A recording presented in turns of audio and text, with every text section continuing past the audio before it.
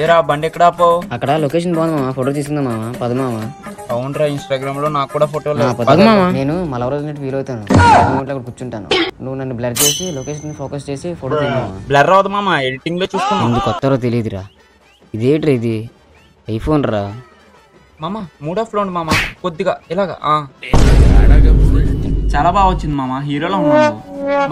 Super ఉన్నావు మామ, కొద్దిగా స్టిల్ మార్చు. అలా ఇదిగో చూడరా.